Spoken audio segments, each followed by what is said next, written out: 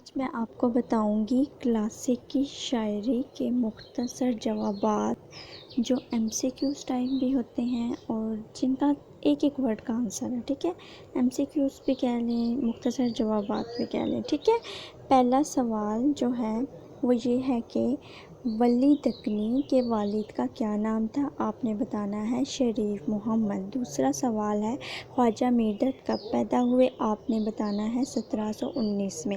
تیسرا سوال ہے خواجہ میردرد کا سن وفات کیا ہے؟ آپ نے بتانا ہے خواجہ میردرد کا سن وفات 1785 ہے.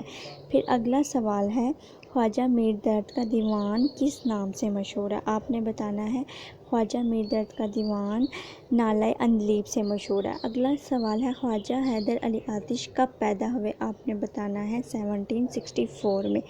آگے ہے آتش کا سن وفات کیا ہے؟ آپ نے کہنا ہے 1846. پھر ہے آتش کہاں پیدا ہوئے؟ آپ نے بتانا ہے فیض آباد.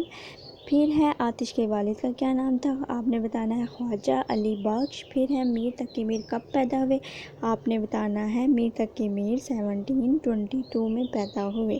ٹھیک ہے، اس کے بعد اگلا سوال ہے کہ میر تقی میر کہاں پیدا ہوئے؟ آپ نے بتانا ہے آگرے میں.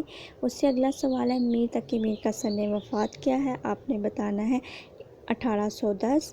اگلا اور آخری سوال ہے میر تقی میر کے والد کا نام بتائیں. آپ نے بتانا ہے میر تقی میر کے والد کا نام محمد علی ہے. ٹھیک ہے.